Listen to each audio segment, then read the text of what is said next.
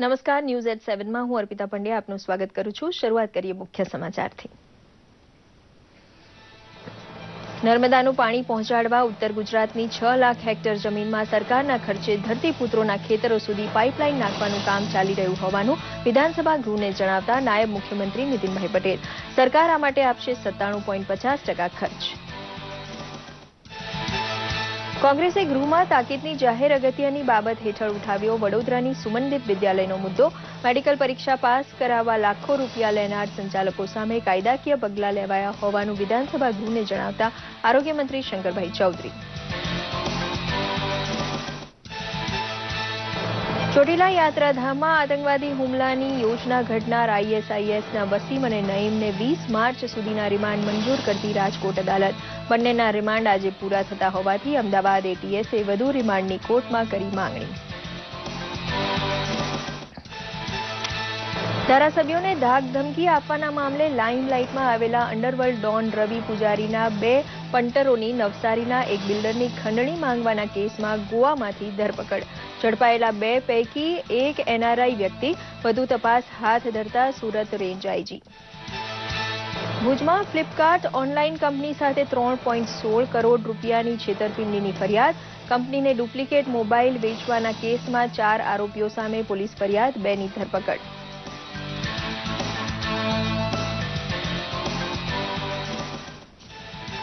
ભાજપની લોકપ્રિયતા ગુજરાતમાં નવી ઊંચાઈએ પહોંચાડવા માટે સોશિયલ મીડિયાના ઉપયોગનો ભાજપ પ્રમુખ અમિત શાહનો આગ્રહ। સંગઠન, સરકાર અને મતદારને સંપર્કના તાંતણે બાંધવા ફેસબુક, ટ્વિટરને ગણાવ્યા અનિવાર્ય।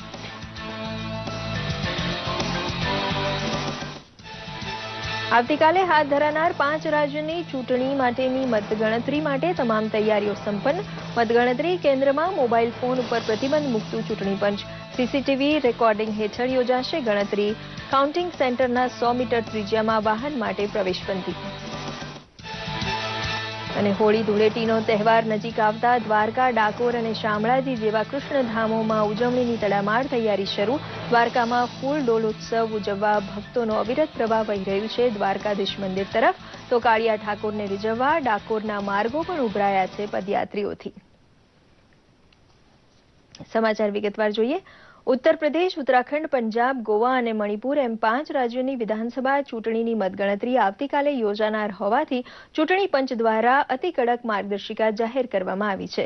મતગણતરી કેન્દ્રમાં ફરજ ઉપર મુકાયેલા સરકારી કર્મચારી તથા રાજકીય પક્ષના પ્રતિનિધિ સહિત સૌ કોઈને મોબાઈલ સાથે રાખવા ઉપર પ્રતિબંધ મૂકવામાં આવ્યો છે। મતગણતરી કેન્દ્રમાં પ્રવેશ કરનાર તમામની ઓળખ ચકાસવા માટે 3 સ્તરે વ્યવસ્થા ગોઠવવાની રહેશે।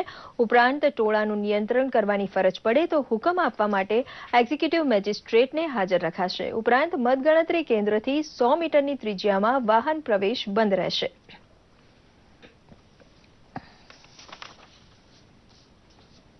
5 રાજ્યોની વિધાનસભા ચૂંટણીના પરિણામ 11 માર્ચે બહાર પડવાના છે, પરંતુ સેફોલોજી જેવા ભવિષ્યવાણી કરતા વિજ્ઞાનનો આશરો લેતા એક્ઝિટ પોલ ગઈ સાંજથી બહાર પડવા શરૂ થઈ ગયા હતા। મતદાર માનસની સચોટ છબી માત્ર પોતે ઝીલી છે તેવો દાવો કરતા તમામ એક્ઝિટ પોલ ભાજપની આગેકૂચ કબૂલ કરે છે। મોદી મેજિક અને અમિત શાહની ચાણક્ય વ્યૂહરચના ઉપર ભાજપ લોકપ્રિયતાના નવા શિખર સર કરશે તેવી ખાતરી મીડિયા આલમ આપતું જણાય છે। ઉત્તર પ્રદેશમાં સૌથી મોટા પક્ષ તરીકે ભાજપને સત્તા કબજે કરતા સપા, બસપા કે કોંગ્રેસ રોકી શકે તેટલી બેઠક તેમને મળવાની ધારણા એક પણ એક્ઝિટ પોલ મૂકતો નથી। પંજાબમાં એન્ટી ઇન્કમ્બન્સી ફેક્ટર તથા શિરોમણી અકાલી દળની છબીને લીધે ભાજપને વેઠવું પડે તેવા સંકેત છે, જ્યારે ઉત્તરાખંડ, ગોવા અને મણિપુરમાં ભાજપા આગળ રહેવાની સંભાવના છે। નાયબ મુખ્યમંત્રી શ્રી નીતિનભાઈ પટેલે આજે ગુજરાત વિધાનસભા ગૃહમાં જણાવ્યું હતું કે નર્મદા યોજનાનું કામ પૂર્ણ થવાના આરે છે। તેમણે કહ્યું કે ઉત્તર ગુજરાતની 6 લાખ હેક્ટર જમીનમાં નર્મદાના પાણી પહોંચાડવા ખેડૂતોના ખેતરો સુધી પાઇપલાઇન સરકારના 97.50%ના ખર્ચે નાખવાનું કામ ચાલુ છે। આપણા તરફથી ચૂકવી દેવામાં આવે છે। એ રકમ એમના તરફથી હવે વિસ્થાપિતોને સુપ્રીમ કોર્ટના આદેશ પ્રમાણે આપવામાં આવશે। 1960થી ગુજરાતની જનતા જેની રાહ જોતી હતી એ કામ માનનીય નરેન્દ્રભાઈએ ગુજરાતમાં આગળ વધારેલું અને કેન્દ્રમાં વડાપ્રધાન થયા પછી દરવાજા બેસાડવાની મંજૂરી કેન્દ્ર સરકારે જે ફક્ત 17 દિવસમાં આપી એનો બધો લાભ આપણે લીધો છે। અને આનો લાભ ગુજરાતની પ્રજાને, ખેડૂતોને, નાગરિકોને આવનારા સમયમાં ખૂબ મોટા પ્રમાણમાં મળશે. આજે કોંગ્રેસ પક્ષ તરફથી નર્મદાની કાપ દરખાસ્તો પણ પાછી ખેંચી છે અને નર્મદાનું જે બજેટ અમે રજૂ કર્યું છે અને સર્વાનુમતે વિધાનસભાએ મંજૂર કર્યું છે એ ગુજરાતના માટે એક આનંદ અને ગૌરવની પ્રણાલી છે. વડોદરાના વાઘોડિયામાં આવેલી સુમનદીપ વિદ્યાપીઠ બાબતે ઊભા થયેલા વિવાદમાં રૂપાણી સરકાર ન્યાયના હિતમાં કડક પગલાં ભરશે. કોંગ્રેસે વિધાનસભામાં ઉઠાવાયેલી તાકીદની જાહેર અગત્યની બાબત અંગે આરોગ્ય મંત્રી શંકરભાઈ ચૌધરીએ આ પ્રમાણે કહ્યું હતું. કેન્દ્રમાં નરેન્દ્રભાઈ મોદીની ભારતીય જનતા પાર્ટીની સરકાર આવ્યા પછી એમણે હમણાં જ યુજીસીના માધ્યમથી ભારત સરકારે એક પત્ર લખીને અહીંયા આગળ મોકલ્યો છે, એક હુકમ કર્યો છે કે હવે ડીમ્ડ યુનિવર્સિટીઓને પણ રાજ્ય સરકારે જે સંયુક્ત રીતે ભરતી પ્રક્રિયા જે રિટાયર્ડ જજના અધ્યક્ષતાની અંદર જે ફી નિર્ધારણ કમિટી છે તે ફી નક્કી કરશે અને સેન્ટ્રલ કાઉન્સિલના માધ્યમથી ઓનલાઈન નીટથી જ એડમિશન આપવા માટેની પ્રક્રિયા કરવી પડશે તેવો ભારત સરકારે હવે નિર્ણય કર્યો છે અને તેનો સખ્તાઈથી અમલ કરવાનું કામ રાજ્ય સરકાર એની જે રાજકીય ઈચ્છા શક્તિ છે તેના માધ્યમથી કરશે. આતંકી સંગઠન ISIS સાથે સંકળાયેલા રાજકોટ અને ભાવનગરમાંથી ઝડપાયેલા બંને આતંકીઓના 12 દિવસના રિમાન્ડ પૂર્ણ થતા તેને આજે ફરી કોર્ટમાં રજૂ કરાયા હતા.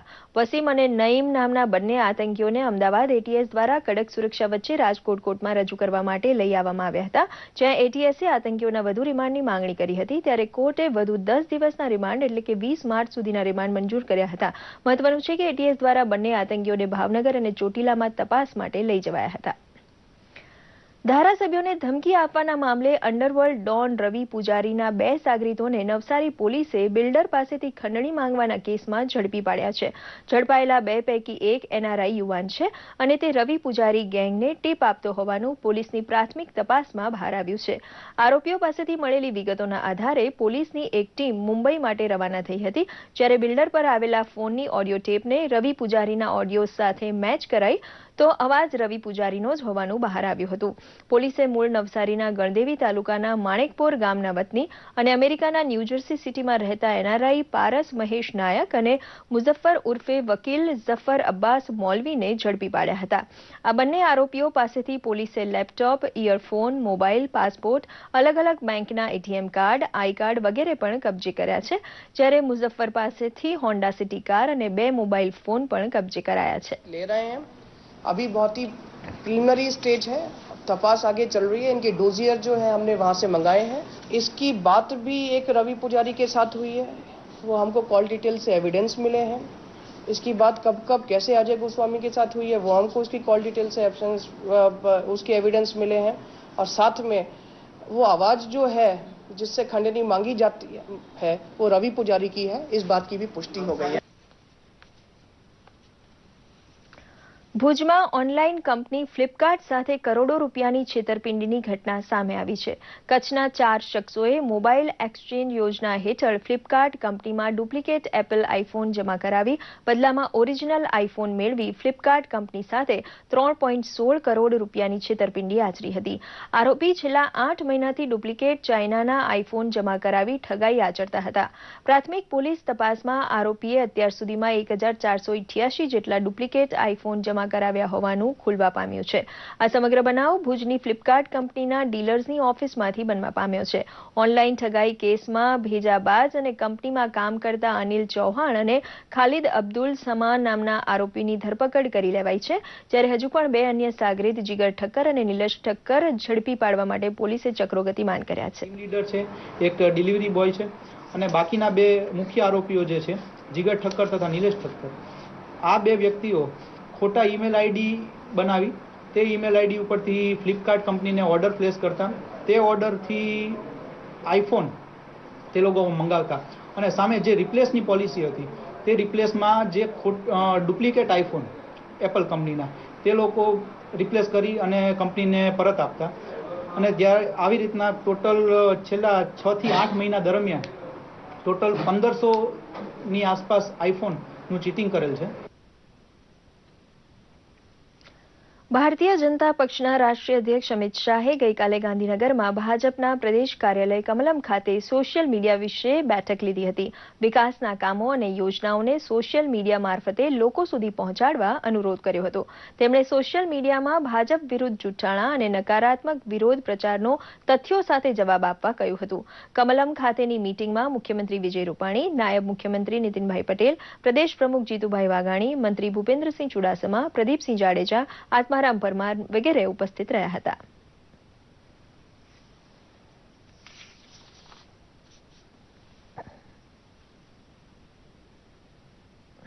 છેલ્લા કેટલાક સમયથી અલગ રાજ્યોમાં સ્થાનિક સ્વરાજ્યથી માંડીને અલગ પેટા ચૂંટણીઓમાં ભારતીય જનતા પાર્ટી નો વિજયનો અશ્વમેઘ આગળ વધી રહ્યો છે.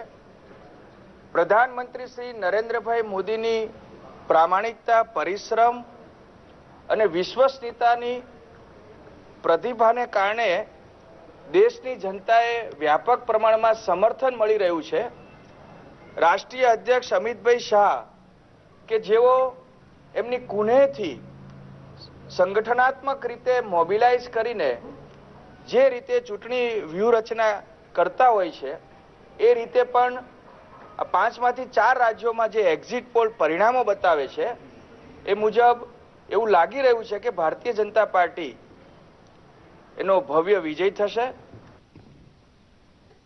હોળી ધૂળેટી એટલે રાગ, રંગ, અબીલ, ગુલાલ અને યૌવનનું પર્વ. રંગોત્સવના તહેવારને આડે હવે ગણતરીના દિવસો બાકી રહ્યા છે. ત્યારે રાજ્યના મંદિરો સહિત બજારો રંગસભર બની ગયા છે અને નાના બાળકોથી લઈ યુવા હૈયાઓ અબીલ ગુલાલની છોડો ઉડાડવા માટે થનગની રહ્યા છે.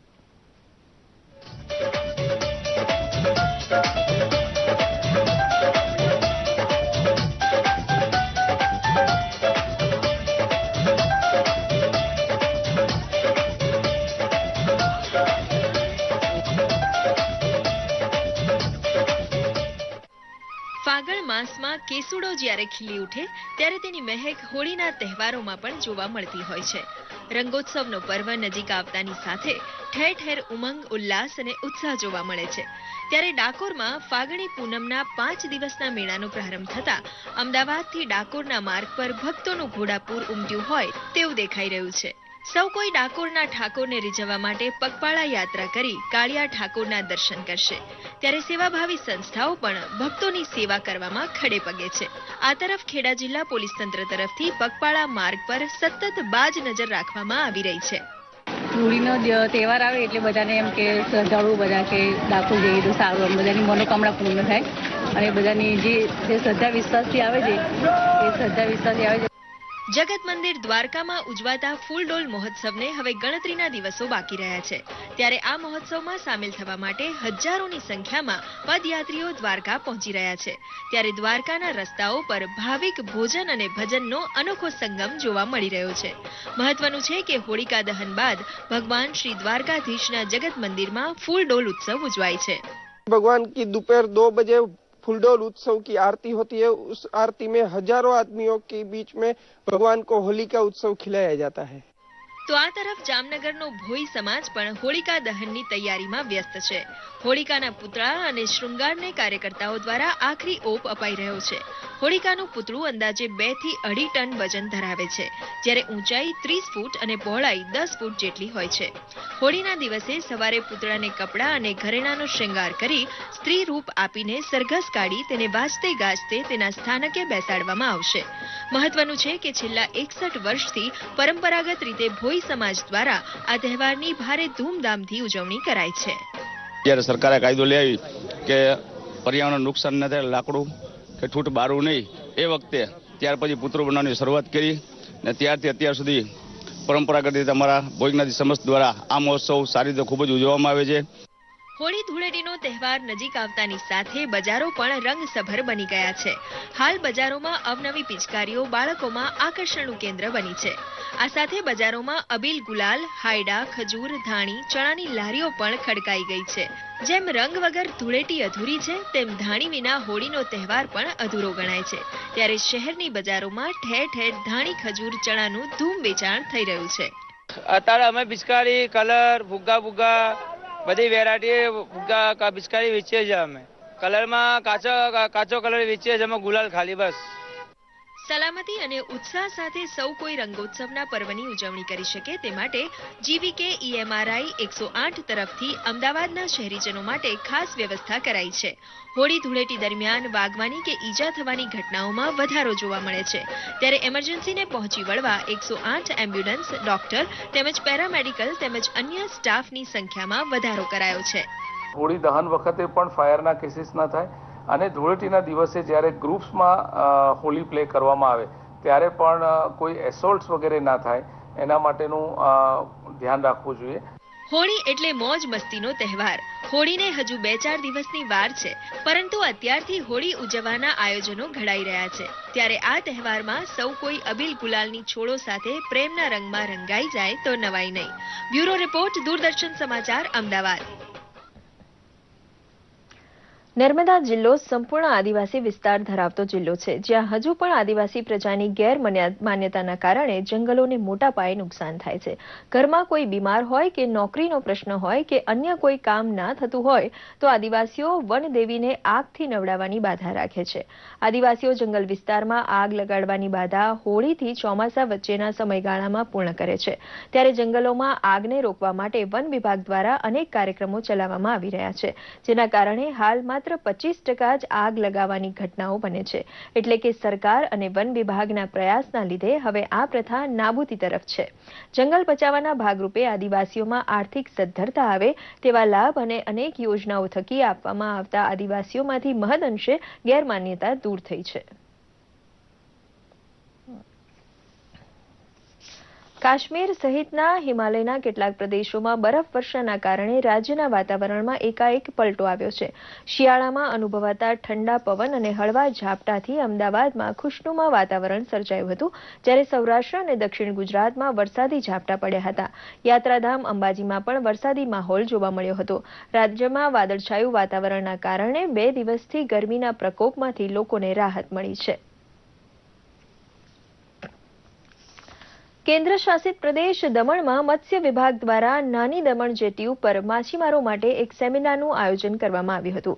આ સેમિનારમાં દમણના 150 જેટલા માછીમારોને ડિસ્ટન્સ એલર્ટ ટ્રાન્સમીટર આપવામાં આવ્યા હતા. ભારત સરકારની યોજના અંતર્ગત માછીમારોને distance alert transmission system Daman દીવની દરેક બોટમાં ફિટ કરવામાં આવશે. આ સિસ્ટમ દ્વારા દરિયામાં માછીમારી સમયે કોઈ આપદા આવે કે માછીમારને કોઈ મુશ્કેલી પડે તો મશીનનું બટન દબાવવાથી સેટેલાઇટના માધ્યમથી સિગ્નલ સીધું ચેન્નઈ જશે, જ્યાંથી જીપીઓના માધ્યમથી સુરક્ષા એજન્સીઓ દ્વારા બોટમાં સવાર માછીમારોને મદદ કરાશે. આ સેમિનારમાં Daman coastguard, custom, coastal police और मत्स्य विभागના અધિકારીઓ હાજર રહ્યા હતા. दिशा निर्देश के तहत दमन द्वीप प्रशासन ने एक नक्की किया था कि सभी मछुआरे जो भाई बहनें जितनी भी दमन द्वीप की बोट हैं उन सभी में हम लोग डिस्टेंस अलर्ट ट्रांसमीटर सिस्टम लगाने जा रहे हैं. फिशरीज करते वक्त उनको क्या क्या सावधानी रखनी है, कौन कौन से कागजात उनको अपने साथ रखने हैं, बायोमेट्रिक कार्ड उनको ओरिजिनल ले जाना है और सभी दस्तावेज उनको ओरिजिनल लेके जाने हैं, जिससे कि सुरक्षा एजेंसी जब भी जांच करे तो ओरिजिनल जो है डॉक्यूमेंट्स उनको मिल पाए. જૈનોના સુપ્રસિદ્ધ યાત્રાધામ પાલિતાણાના શાશ્વત તીર્થ શેત્રુંજય ગિરિવર ઉપર 6 ગાઉ પરિક્રમાનો ફાગણ સુદ તેરસ એટલે કે આજથી પ્રારંભ થયો છે. જય જય શ્રી આદિનાથના જયઘોષ સાથે આજે સવારે 4 વાગ્યાથી પાલિતાણા તળેટીથી પરિક્રમાનો પ્રારંભ થયો હતો. દેશ ઉપરાંત સમગ્ર વિશ્વમાંથી હજારો શ્રાવક શ્રાવિકો ગિરિવર 6 ગાઉની યાત્રામાં જોડાયા હતા. મહત્વનું છે કે 3.5 કરોડ મુનિઓએ એક સાથે આ ગિરિરાજ પર અનશન કરી ફાગણ સુદ તેરસના દિવસે મોક્ષ પામ્યા હતા. માટે ફાગણ સુદ તેરસે 6 ગાઉની યાત્રા કરવાનો મહિમા છે. પરિક્રમા દરમિયાન તપસ્વીઓ માટે એકાસણા, બિયાસણા, આંબિયલની વ્યવસ્થા તેમજ શેત્રુંજય પર્વતથી આદિપુર પાલ સુધી ઠેર ઠેર ઉકાળેલા પાણીની વ્યવસ્થા કરવામાં આવી છે. આ ઉપરાંત સારવાર કેન્દ્ર દ્વારા યાત્રિકોને મેડિકલ ટ્રીટમેન્ટ આપવામાં આવે છે તેમજ આકસ્મિક સંજોગોને પહોંચી વળવા માટે 108 ફાયર બ્રિગેડની વ્યવસ્થા પણ તંત્ર દ્વારા કરાઈ છે. મુનિવરો સાથે જે 6 ગાઉની યાત્રા એમણે કરેલી ઈ ચરણ પાદુકાની રજ લેવા માટે અમે બધા યાત્રાળુઓ અહીંયા ત્યાં સુધી પહોંચીએ છીએ. यहाँ का अनुभव पहले तो ऐसे कठिन लगता है, थोड़ा तो चढ़ेंगे तब तो ऐसे ही लगता है हमें कि कठिन लगती है. बाद में जैसे जैसे दादा का एक प्रभाव है कि बस जैसे जैसे हम चलते जाए और अपने आप ही अपनी शक्ति देते हैं हमको, बस हम चलते ही जाए और करते ही जाए, इतना अच्छा लगता है और तो पता ही नहीं चलती ये यात्रा कब पूरी होती है. ये 6 गाँव फेरी का फर्स्ट एक्सपीरियंस था मेरा और इसमें मुझे इतना मजा आया कि पूछो ही मत। दादा की कृपा से मेरा ये ट्रिप बहुत बढ़िया, बहुत सफल हो चुकी है।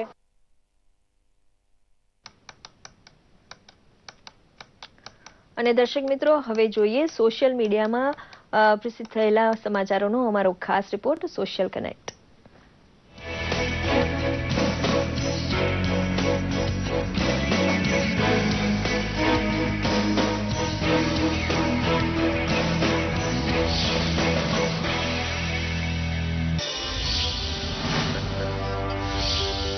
ડાંગ જિલ્લામાં તારીખ 9 થી 12 માર્ચ સુધી ડાંગ દરબાર મેળો શરૂ થયો છે. રાજ્યના પ્રવાસન વિભાગે આ જાણકારી પોતાના ટ્વિટર હેન્ડલ પર શેર કરી છે. આહવા ખાતે શરૂ થયેલા ટ્રાઇબલ ફેસ્ટિવલમાં આદિવાસી લોકનૃત્યો જોવા મળશે. મરાઠી કવિયત્રી, મહાન સમાજ સુધારિકા અને સ્ત્રી જાગૃતિની જનની એવા સાવિત્રીબાઈ ફૂલેની પુણ્યતિથિ છે, ત્યારે કેન્દ્રીય મંત્રી મનસુખ માંડવિયાએ તેમને શત નમન કર્યા હતા. કેન્દ્રીય એચઆરડી મંત્રી પ્રકાશ જાવડેકરે પણ તેમને નમન કરતું ટ્વીટ કર્યું હતું. સાવિત્રીબાઈ એ ભારતમાં પ્રથમ કન્યા વિદ્યાલયના પ્રથમ શિક્ષિકા હતા. તેમને મરાઠી કાવ્યના શ્રેષ્ઠ કવિયત્રી માનવામાં આવે છે. લોકસભા સ્પીકર સુમિત્રા મહાજનના નિવાસસ્થાને યોજાયેલા સ્નેહ મિલન કાર્યક્રમના ફોટોગ્રાફ્સ કેન્દ્રીય મંત્રી સ્મૃતિ ઈરાનીએ પોતાના ટ્વિટર પર શેર કર્યા હતા. સ્પીકર સુમિત્રા મહાજન દ્વારા યોજાયેલા કાર્યક્રમમાં મહિલા સાંસદો ખાસ જોડાયા હતા. આ પ્રસંગે ગરબાનું પણ આયોજન કરાયું હતું. કાર્યક્રમના સુંદર ફોટોગ્રાફ્સ સ્મૃતિ ઈરાનીએ શેર કર્યા હતા. ગુજરાતના રમીલાબેન ગામિતે પોતાના સખી મંડળનો સાથ લઈને 312 શૌચાલયોનું નિર્માણ કરીને 9 ગામોને ખુલ્લામાં શૌચક્રિયા મુક્ત બનાવવામાં મોટી ભૂમિકા ભજવી છે.